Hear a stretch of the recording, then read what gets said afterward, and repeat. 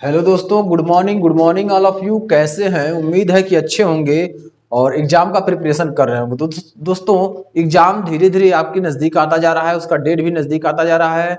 और अब हमें क्या करना है, तैयारी को और बेहतर कर देना है, तैयारी को और थोड़ा मजबूत करना है आपने। ठीक है, तो उसे करने के लिए हम क्या करेंगे, हम देखिए आपके लिए लाए एक शॉर्ट ये क्लास लेकर के आए हैं, जिसमें मैं आपको जो भी पढ़ाए हैं 2-3 क्लास में, उसका एक पूर्ण रूप है ये शॉर्ट में। ठीक है, जैसे सर्वनाम एक नजर में, देखिए सर्वनाम एक नजर में हम 6 भाग को और सबके अलग अलग भाग को एग्जाम्पल के साथ यहाँ बताने का प्रयास आपको किए हैं, तो बहुत आसान भाषा में आप समझ जाएंगे। ठीक है, तो दोस्तों अगर आप हमारे चैनल पर नए हैं तो चैनल को सब्सक्राइब कर ले, लें कर दें और शेयर कर दें, बेल आइकन दबाकर ऑल नोटिफिकेशन कर लें, ताकि सभी वीडियो का अपडेट आपको टाइमली मिलता रहे। ठीक है, तो चलिए आप हमारे डिस्क्रिप्शन बॉक्स में जाइए और डिस्क्रिप्शन बॉक्स में आपको सोशल मीडिया प्लेटफॉर्म दिया गया है, जैसे टेलीग्राम, इंस्टाग्राम और फेसबुक का। वहां से आप फॉलो करके ज्वाइन कर सकते हैं और सभी प्रकार के छोटे छोटे क्विज और नोट्स और पीडीएफ वहां प्रोवाइड किए जाते हैं। ठीक है,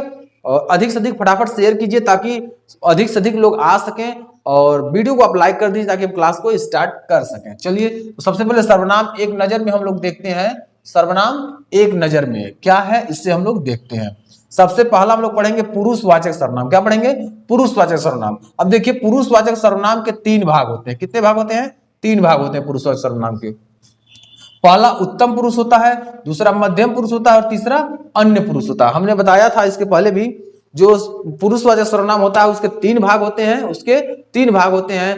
प्रथम पुरुष अर्थात उत्तम पुरुष, मध्यम पुरुष, अन्य पुरुष। उत्तम पुरुष बोलने वाला और मध्यम पुरुष सुनने वाला, अन्य पुरुष जिसके बारे में बात किया जाता है।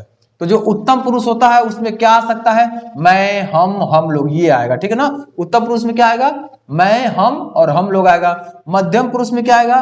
तू, तुम, आप, तुम लोग और आप लोग, ये आएगा मध्यम पुरुष में। अन्य पुरुष में क्या आएगा? यह, ये, वह, वे, ये लोग, वे लोग, ये आपको किसमें आएगा? अन्य पुरुष में। तो यह, ये, वह, वे लोग, ये किसमें आता है? थर्ड पर्सन के लिए होता है। मध्यम पुरुष जो होता है आपका सेकंड पर्सन के लिए होता है, और उत्तम पुरुष जो होता है वो फर्स्ट पर्सन के लिए होता है। समझ में आया? तो ये आपका दिया हुआ है, ये हमने शॉर्ट में देखिए समझा दिया। दूसरा है आपका निश्चयवाचक सर्वनाम, यानी किसी निश्चित, चाहे दूर हो या नजदीक हो, बोध होगा। अब देखिए पहला क्या है इसका? निकटवर्ती के लिए, और दूसरा आपका दूरवर्ती के लिए। निकटवर्ती के लिए क्या होगा? यह और ये का प्रयोग होगा, और दूरवर्ती के लिए वह और वे का प्रयोग होगा। ठीक है ना, नजदीक के लिए यह और ये का प्रयोग होगा, और दूर के लिए वह और वे का प्रयोग होगा। ठीक है, चलिए अब हम तीसरा हम लोग पढ़ेंगे अनिश्चयवाचक सर्वनाम। अनिश्चयवाचक में भी 2 होते हैं। कौन कौन? प्राणी बोधक और वस्तु बोधक। प्राणी बोधक और वस्तु बोधक। तो प्राणी बोधक में क्या आता है? कोई आता है। क्या आता है? कोई। और वस्तु बोधक में कुछ आता है। प्राणी बोधक में कोई आता है और वस्तु बोधक में कुछ आता है। उसी प्रकार हम लोग देखेंगे संबंधवाचक। क्या? संबंधवाचक। संबंधवाचक में क्या आएगा? जो और सो आएगा। क्या आएगा? जो और सो। जो और सो जो आता है वो आपका संबंधवाचक में आता है। संबंधवाचक में जो और सो आता है। उसी प्रकार हम लोग देखेंगे प्रश्नवाचक। जब हम लोग कोई प्रश्न करते हैं तो वह प्रश्नवाचक में आता है। यह भी आपका प्राणी बोधक होता है और वस्तु बोधक होता है। तो प्राणी बोधक में कौन आता है? प्राणी बोधक में कौन आता है और कौन कौन आता है, और वस्तु बोधक में क्या आता है और क्या क्या आता है। ठीक है ना, प्राणी बोधक में कौन और कौन कौन आता है, और उसी प्रकार वस्तु बोधक में क्या और क्या क्या आता है। उम्मीद है आपको ये पूरा समझ में आ रहा होगा। अगर इसमें किसी प्रकार की आपको समस्या हो जरूर बताइएगा। ठीक है, निजवाचक देखिए 6 नंबर में जो आपका दिया है वो निजवाचक दिया है। तो निजवाचक क्या है? आप आ गया। क्या आ गया? आप अगर आ गया तो ये आपका क्या होगा? निजवाचक सर्वनाम होगा। क्या होगा? निजवाचक सर्वनाम। तो उम्मीद है आपको ये 6 प्रकार का जो सर्वनाम है पूरा आपको समझ में आ गया होगा। अगर इसमें कहीं भी आपको समझ में ना आए तो कमेंट बॉक्स में लिखें, मैं आपको पुनः समझाऊंगा। ठीक है, तो चलिए आज मैं इस स्लाइड को खत्म करता हूं, और अगले स्लाइड में हम लोग देखेंगे कि ऐसे और क्या क्या प्रश्न बन सकते हैं, इसमें और डीप में जाकर पढ़ेंगे। तो ये तो आपका शॉर्ट क्लास था, यानी सर्वनाम एक नजर में ये है। ठीक है ना, सर्वनाम ये एक नजर में है। अब हम लोग अगले, यानी एपिसोड 12 है और क्लास 3 है, तो ये हम लोग देखेंगे सर्वनाम एक नजर में। हमने आपको बताया, आप इसे देख लीजिए, नोट्स बना लीजिए, क्योंकि जल्दी ये याद होने वाला ये चीज है। शॉर्ट में पूरे क्लास का 2 क्लास का पूरा निचोड़ है यह, ठीक है ना, शॉर्ट में बनाए हैं। तो दोस्तों अगर आप हमारे चैनल पर नए हैं तो चैनल को सब्सक्राइब करें, लाइक करें, शेयर करें और बेल आइकन दबाकर ऑल नोटिफिकेशन कर दें ताकि हर वीडियो का अपडेट आपको टाइमली मिलता रहे। सर्वनाम के विकारी रूप, कुछ ऐसे सर्वनाम होते हैं जिनके विकारी रूप भी होते हैं, ठीक है, इसके बारे में हम लोग पढ़ेंगे और यही स्लाइड हम लोग पढ़ करके आज क्लास को फिनिश कर देंगे, क्योंकि यह जो आपका जितना था डीप में जाना उतना डीप में मैं जाकर पढ़ा दिया, ये सारे चीज डीप में ही है, बाकी इसमें कुछ बचा नहीं है, ठीक है। तो चलिए क्लास को स्टार्ट करते हैं और इसमें हम आपको बताते हैं विभिन्न कारकों में प्रयुक्त होने पर, यानी क्या है सर्वनाम के विकारी रूप, विभिन्न कारकों में प्रयुक्त होने पर सर्वनाम शब्दों के रूप में परिवर्तित हो जाते हैं। जो सर्वनाम शब्द के रूप होते हैं वह क्या हो जाते हैं, परिवर्तित हो जाते हैं। सर्वनाम का प्रयोग संबोधन में नहीं होता, जो ध्यान रखिएगा, जो सर्वनाम होता है सर्वनाम का जो प्रयोग संबोधन के रूप में नहीं होता, इस बात का आप ध्यान रखिएगा, सर्वनाम का प्रयोग संबोधन के रूप में नहीं होता है।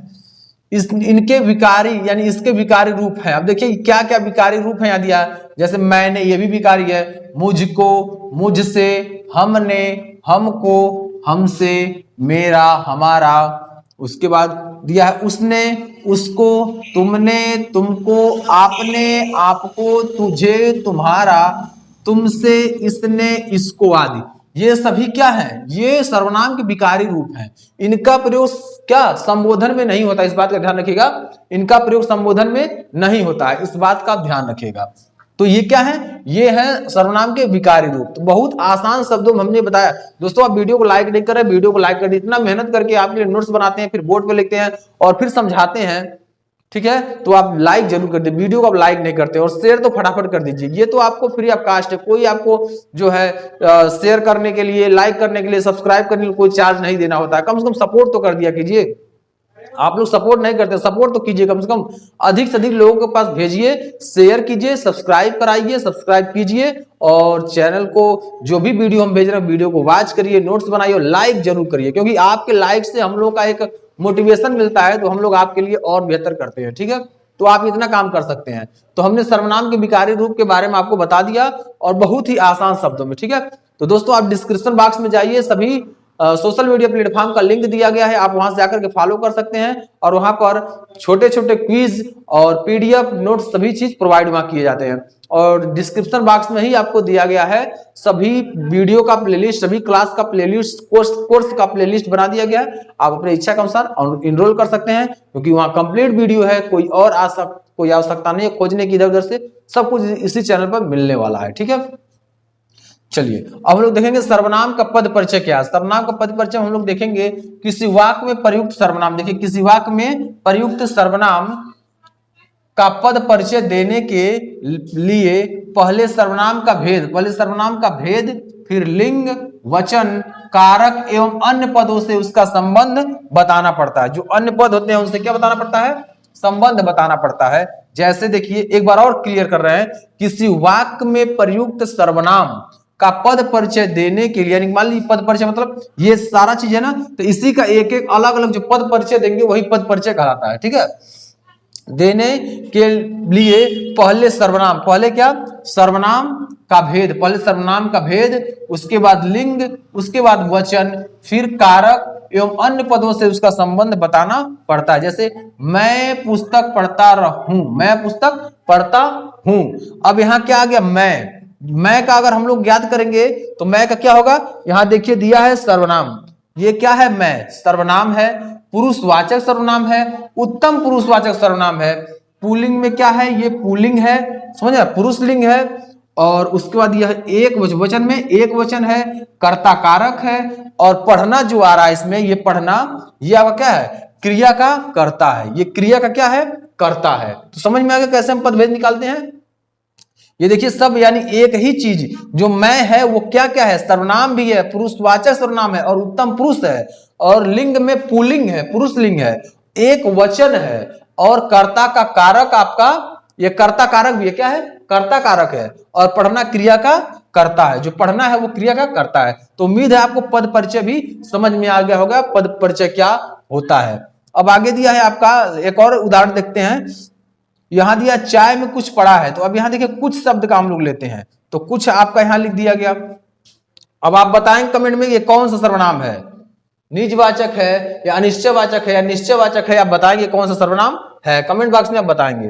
अब यहां हम लोग देख रहे हैं दिया हुआ है कुछ, ये कुछ क्या है, ये सर्वनाम है। कुछ क्या है, सर्वनाम है, अनिश्चयवाचक सर्वनाम है और पुल्लिंग है। पुल्लिंग में मतलब लिंग में क्या है, पुल्लिंग यानी पुरुष लिंग है, एक वचन है और ये कर्म कारक है। क्या है, कर्म कारक है। और जो पड़ा आपका दिया है ये आपका पड़ा क्रिया का कर्म है। क्या है, क्रिया का कर्म है। ये पड़ा जो दिया है आपका ये क्रिया का कर्म है।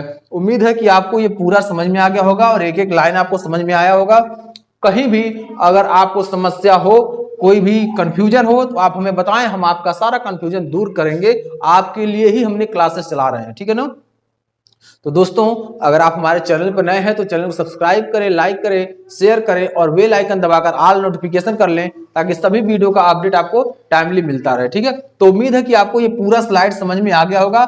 हम आपके लिए मेहनत कर रहे हैं तो आप भी अपने लिए कम से कम मेहनत कीजिए। हम आपके लिए मेहनत कर रहे हैं तो आप अपने लिए कम से कम मेहनत कीजिए। आपके लक्ष्य की प्राप्ति मेरा मेन उद्देश्य है, आप अपने लक्ष्य की प्राप्ति करें। और ये क्लासेस को जो रेगुलर क्लासेस आपके लिए अपडेट कर रहे हैं वो क्लासेस को ज्वाइन करते रहे, ठीक है। इसमें सभी प्रकार का आपको जो भी सब्जेक्ट है, सभी सब्जेक्ट पढ़ाने के लिए हमारे सभी फैकल्टी मेंबर जुड़े हुए हैं। तो आज क्लास को मैं यही एंड करता हूं, फिर अगली क्लास में हम अगले टॉपिक से मिलेंगे, अपने अगले टॉपिक के साथ मिलेंगे। जय हिंद, जय भारत।